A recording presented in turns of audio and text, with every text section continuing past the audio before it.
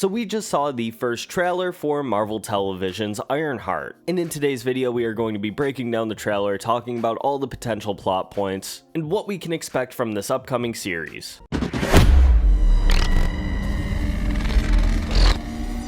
Now, before we get into the actual content of the trailer, I want to first discuss the growing negativity around this specific series. A lot of people are saying that Disney doesn't believe in it, that the marketing hasn't been there for the series despite it coming out next month, and that basically Disney has no faith in this show and are just trying to burn off the episodes the same way they did with Echo last year. And I don't think that's exactly what's going on here. Disney Plus shows don't typically see the start of their marketing push until at least 2 months before the release of the actual show. There are exceptions to that, but most recently we saw it with Daredevil Born Again, a show that they clearly had a lot of faith in. And I think this is more of a conscious decision from a marketing standpoint. It seems like Marvel really wanted to focus on marketing Thunderbolts as much as possible, along with Daredevil Born Again. And in addition to that, it doesn't seem like a big coincidence that they waited until Andor wrapped up last night to drop the first trailer for Ironheart. People are also pointing to the fact that it's going to have a 3-episode season premiere on June 24th as a reason for why Disney wants to just get rid of this show, but we also don't know if it's a 3-episode season premiere and then we get a weekly release, or if it's going to be 3 episodes and 3 episodes. I think either are possibilities, as the first 3 episodes are going to be directed by Sam Bailey and the latter 3 are going to be directed by Angela Barnes. So it could just play as a big 2-part miniseries split into 6 episodes. But I also think this stems from Disney seeing the success Andor had with 3 episodes a week. For those unaware, the way the streaming charts work is that it goes by minutes watched. So if Disney has a show like Andor that released 3 40-minute episodes each week, that equates to 120 minutes per household that watched that show, rather than just being 40 minutes each week. So I don't really think these alarmist takes on Ironheart being bad because Disney wasn't marketing it and they're just trying to get rid of it are very valid. But enough about that, let's get into the actual content of the teaser. Right off the bat, we get the reminder that this is from Ryan Coogler. I'm glad to see he's involved in the show, even as just the executive producer. I think he did a really good job introducing Riri Williams to the MCU in Black Panther: Wakanda Forever. He didn't need to be involved in the show at all, and I think having him there adds a higher mark of quality to the actual production, especially coming off the back of a big original property like Sinners. Overall though, I really liked the vibe that the trailer was giving. I think a lot of the effects look top notch, especially for a Marvel TV production, and I think a lot of that is because they built an actual practical Ironheart suit that they used on set, and that helps to kind of give it a more grounded tone than some of the other MCU projects we've seen, and it kind of feels a little bit more like the first Iron Man. We also get our first look at Anthony Ramos as Parker Robbins, and in this show he's going to go on to be the supervillain known as the Hood, and there's going to be a very interesting dynamic between Riri Williams, Parker Robbins, and Alden Ehrenreich's character that we'll get to later. So the Hood in the comics is a character that gets his abilities from Dormammu, who we earlier saw in Doctor Strange. Now, the rumors and speculation suggest that Mephisto is actually going to be in the show, and he's going to be played by Sacha Baron Cohen. I think it's possible that this could be a change from the source material, and maybe he'll get his abilities from Mephisto instead. But I also think there is a possibility that Sacha Baron Cohen could be playing a human avatar of Dormammu, and maybe we'll see him in a later Doctor Strange movie. But I do think that the overall plot of the show is pretty interesting. They've talked about it before, she has Tony Stark level intelligence without any of the financial backing. And I really like that they're creating this inner conflict within her character. Use her genius to assist Parker Robbins in criminal activity and allow him to fund her research, or go about things a more legitimate way and having to create things for somebody else. As I mentioned before though, Parker Robbins is going to be getting his abilities from the magical side of the MCU. And that's a huge battle that we're going to be seeing play out in Ironheart, the battle between magic and technology. We're also seeing the return of Jim Rash to the MCU as the Dean of MIT. We first saw him appear in Captain America Civil War, which was directed by the Russos, who were coming off the back of working on Community. I love love how the MCU decided to keep the continuity of allowing the Dean of Greendale College to return as the Dean of MIT 10 years later. I'm pretty sure in this shot we're also getting the first look at Riri Williams' AI Natalie. In the comics, the AI is based on her deceased friend named Natalie, and we also know that Lyric Ross is playing Natalie Williams in the show. So it seems like it's possible we will see her death actually happen in the show, and that actress will continue on as the AI assistant of Ironheart. I also just want to highlight again how good the special effects look in this show. However, I do wonder if we'll see Riri Williams get the comic accurate Ironheart suit that she built in Wakanda Forever later on down the line. And let's wrap this discussion up with Alden Ehrenreich's character. It was revealed a few months ago that he'd be playing a character known as Joe McGillicuddy. Now, this is a completely original character to the Marvel Universe, but given what we've seen in the trailer, it seems like he is an arms dealer of sorts, or at the very least a collector. Now, this plays into the theory that came out about a year ago that he would be playing Obadiah Stane's son. Zeke Stane kind of acts as the anti-Tony Stark in the comics. Now, if this is true and this is actually who Alden Ehrenreich's character is, I mean, his credited name does sound like a fake alias. I think this is going to play into some very reasonable trust issues that Riri Williams may have in the future. She needs to get her technology from somewhere, and she could get it from Villain A or Villain B. But I'm just glad this is a new opportunity for Alden Ehrenreich. I've enjoyed him since Hail Caesar, and I'm just glad to see this guy continuing to get great roles, and hopefully this is another one. But that's going to do it for our first look at the Ironheart trailer. I'm going to wrap up this video discussing a mailbag question that I think is really relevant with some recent news. Today's question comes from Eric Reviews Movies. They ask, in Born Again Season 2, who do you think Matt will recruit as his army? I would personally like the Defenders to return, and I don't believe that Matt's army will just be a bunch of cops because that would just be so lame.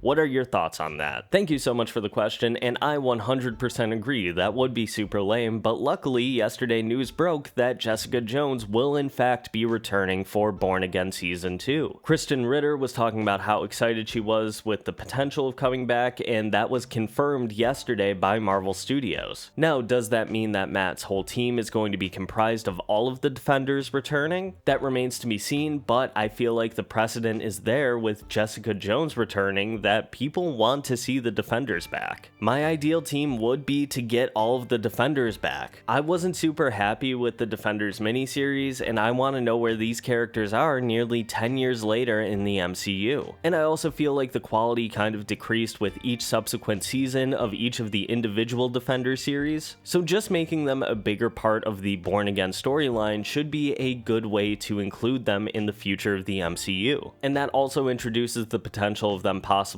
showing up later down the line in a bigger crossover movie, or even possibly as a supporting character in a Spider-Man movie. You never know what's going to happen with any of these characters, and just them coming back is good enough for me. But I of course would really like to see Mike Coulter come back as Luke Cage. I think he perfectly embodied that character. Those are just my thoughts though. Thank you so much for your question, and if you want to leave your own question that we'll answer in a later video, leave it down in the comments below with the hashtag mailbag. That's gonna do it for this video though. Thank you so much for watching, and of course we'll be back later today to discuss the upcoming Superman trailer. And it may already be out right now, so I'm probably recording or editing right this second. See you next time.